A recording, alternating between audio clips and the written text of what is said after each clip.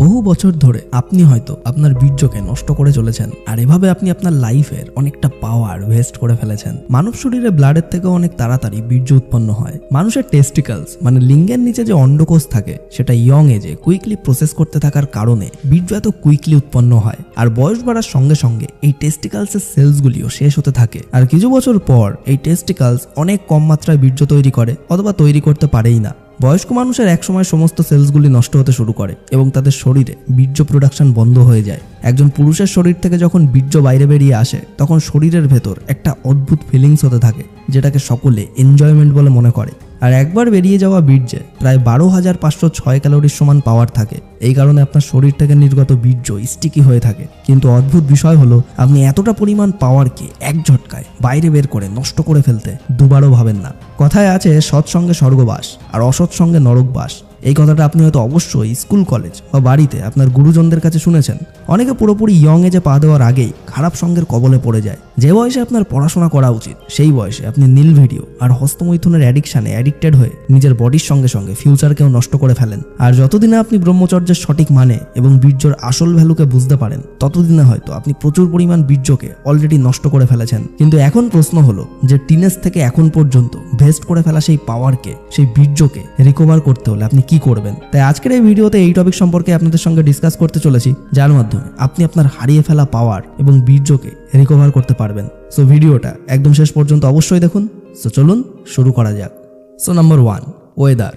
টেস্টিকলস মানে লিঙ্গের নিচের অন্ডকোষ মেল বডির একটা মোস্ট ইম্পর্টেন্ট পার্ট হওয়া সত্ত্বেও বডির বাইরে কেন থাকে? একবার ভাবুন যে এই টেস্টিকাল বা অন্ডকোষে যদি সামান্যতম আঘাতও লাগে তাহলে মানুষের ঠিক কি অবস্থা হয়। কিন্তু তা সত্ত্বেও এতটা ইম্পর্টেন্ট বডি পার্টস বডির বাইরে থাকে। এর কারণ হলো বীর্য থেকে আপনার বডি ইউনিভার্সাল পাওয়ার পায়, আর বীর্য এই টেস্টিকলস থেকেই তৈরি হয়। কিন্তু বীর্য প্রোডাকশনের জন্য টেস্টিকলসের আশেপাশের ওয়েদার কুল হওয়াটা প্রয়োজনীয়, আর সেই তুলনায় আমাদের শরীর ভেতর থেকে অনেক বেশি হট থাকে। টেস্টিকলসের আশেপাশের ওয়েদার যতটা কুল হবে, স্পার্ম কাউন্ট ততটাই দ্রুত ইনক্রিজ হবে। আর এই হিসাবে দেখলে শীতকালের ওয়েদারটা আপনার হারিয়ে যাওয়া পাওয়ারকে রিকভার করার জন্য সবথেকে ভালো সময়, কারণ এই সময় আপনার টেস্টিকলস অনেক দ্রুত গতিতে বীর্য প্রডিউস করতে পারে।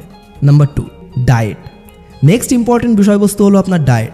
আপনি হয়তো ইন্টারনেটে অনেকবার এই ধরনের অ্যাডভার্টাইজ দেখেছেন যে এই মেডিসিন নেওয়ার সাথে সাথে আপনার পুরুষত্ব বৃদ্ধি পাবে, অথবা এটা খাওয়ার ফলে আপনার ভেতর ঘোড়ার মতো পাওয়ার চলে আসবে। কিন্তু যদি আপনি আপনার রেগুলার নর্মাল ডায়েটের ওপর ফোকাস করেন তাহলে আপনার আর কোনো কিছু খাওয়ার কোনো প্রয়োজনই হবে না। বাট বাইরের খাবার, ফাস্ট ফুড এবং স্পাইসি ফুড রিলেটেড খাবার থেকে যতটা সম্ভব দূরে থাকার চেষ্টা করুন। অ্যান্ড এখন আপনাদের এমন একটি ইজি অ্যান্ড পাওয়ারফুল খাবার সম্পর্কে বলবো যেটা আপনি আপনার ঘরে খুব ইজিলি পেয়ে যাবেন, যেটা হলো ছোলা আর গুড়। ছোলা আপনার স্পামের ওপর ডিরেক্ট এফেক্ট ফেলে, তাই যদি আপনি রেগুলারলি 2 থেকে 3 বার ছোলা খান তাহলে ডেফিনেটলি আপনার স্পাম পাওয়ারফুল হয়ে উঠবে। আর এটা খাওয়ার জন্য আপনাকে রাতে হাফ মুঠো ছোলা জলে ভিজিয়ে রেখে নেক্সট ডে মর্নিংয়ে উঠে খালি পেটে গুড়ের সঙ্গে চিবিয়ে খেতে হবে। Number 3, exercise. এখন যে প্রসেসটি আপনার হারিয়ে ফেলা পাওয়ারকে রিকভার করতে আপনাকে অনেক বেশি হেল্প করবে সেটা হলো লেগ ওয়ার্কআউট। বেশিরভাগ মানুষই এক্সারসাইজকে খুব একটা ইম্পর্টেন্স দেন না, আর তার মোস্ট ইম্পর্টেন্ট রিজন হলো তাদের হাতে টাইম থাকে না, প্রয়োজনীয় প্লেস থাকে না, অথবা কোনো এক্সপিরিয়েন্স ট্রেনার থাকে না। কিন্তু এই লেগ ওয়ার্কআউট এমন একটি ইজি এক্সারসাইজ যেটা করার জন্য আপনার না কোনো ইকুইপমেন্ট, না কোনো বেশি প্লেস, আর না কোনো প্রফেশনাল ট্রেনারের প্রয়োজন। আর সব থেকে বড় বিষয় হলো লেগ ওয়ার্কআউট আপনার স্পাম কাউন্টের উপর ডিরেক্ট এফেক্ট ফেলে। যখন আপনি লেগের সঙ্গে যুক্ত কোনো এক্সারসাইজ করবেন তখন আপনার টেস্টিকলসে ব্লাড সার্কুলেশন খুব দ্রুত হতে থাকে। ব্লাড সার্কুলেশন দ্রুত হওয়ার কারণে টেস্টিকলসও খুব দ্রুত বীর্য প্রডিউস করতে পারে। আর এই কারণেই আখাড়ার কুস্তিগিররা দণ্ড বৈঠক ওয়ার্কআউটের উপর অনেক বেশি ফোকাস করে থাকে। আর এই ব্যাপারটা হয়তো আপনিও নোটিস করেছেন। তাই পায়ের সঙ্গে রিলেটেড এক্সারসাইজগুলো আপনার অবশ্যই করা উচিত। যদি আপনি ইন্টারনেট সার্চ করেন তাহলে আপনার সামনে লেগ ওয়ার্কআউটের একটা লম্বা লিস্ট চলে আসবে। বাট ডোন্ট ওয়ারি, ভয় পাওয়ার কোনো কারণ নেই। আপনি এগুলোর ভেতর থেকে সিম্পল স্কোয়াট এক্সারসাইজ করতে পারেন। এর জন্য আপনাকে রেগুলার মর্নিংয়ে ঘুম থেকে উঠে 50টি স্কোয়াট এবং কিছুটা রানিং করতে হবে। আর তারপর দেখুন আপনার লাইফে কিভাবে চেঞ্জেস আসতে শুরু করবে। বাট এটাও মাথায় রাখতে হবে যে এক্সারসাইজ কখনোই ফোর্সফুলি করা যাবে না। মানে যদি আপনি একদম প্রথম দিনেই 50টা স্কোয়াট না করতে পারেন তাহলে শুরুতে 10-10টা স্কোয়াটের 3টি রাউন্ড ট্রাই করে দেখতে পারেন। আর এভাবেই ধীরে ধীরে আপনার স্ট্রেংথ বাড়ার সাথে সাথে আপনি স্কোয়াটের কাউন্টও বাড়াতে পারেন। Number 4, water. আপনারা হয়তো অনেকেই জানেন যে জল শরীরের জন্য কতটা ইম্পর্টেন্ট, কিন্তু আপনি কি জানেন যে জল আপনার বীর্যর জন্য কতটা ইম্পর্টেন্ট? পুরুষের বীর্যর 30% স্পার্ম আর বাকি 70% ওয়াটার অ্যান্ড আদার মিনারেলস দিয়ে তৈরি। যদি আপনি আপনার বডিকে প্রপারলি হাইড্রেট রাখেন তাহলে অটোমেটিকলি তার পজিটিভ এফেক্ট সরাসরি আপনার স্পামের উপর পড়বে, আর তার সাথেই আপনি স্কিন রিলেটেড প্রচুর সংখ্যক প্রবলেমসের হাত থেকে রিলিফ পাবেন। তাই প্রত্যেকদিন আপনার মিনিমাম 3 থেকে 4 লিটার জল তো অবশ্যই পান করা উচিত। অর্থাৎ যদি আপনার পিপাসা নাও পায় তাহলেও আপনাকে কিছুটা সময় অন্তর অন্তর জল পান করতে থাকতে হবে। আপনার সাথে হয়তো অনেকবারই এমনটা হয়েছে যে কাজের কারণে আপনি জল পান করতে ভুলে গেছেন, অথবা আপনি জল পান করার টাইমই পাননি, আর কাজ নিয়ে বিজি থাকার কারণে বুঝতেও পারেন না যে আপনার শরীরে জলের ঘাটতি হচ্ছে।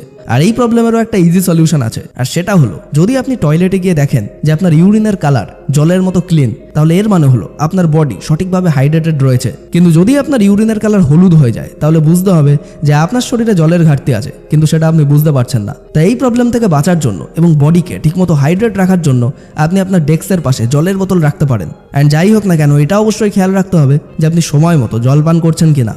অ্যান্ড এখন কোশ্চেন হলো, উইন্টারের সময় তো বীর্য খুব দ্রুত বৃদ্ধি পাবে, কিন্তু সামারে এমন কি করবেন যার ফলে আপনার স্পাম কাউন্ট বাড়তে থাকবে? অ্যান্ড এই প্রবলেমেরও একটা ইজি সলিউশন আছে, আর সেই সলিউশনটি হলো কোল্ড শাওয়ার। এর জন্য আপনার একটা বাথটাবের প্রয়োজন।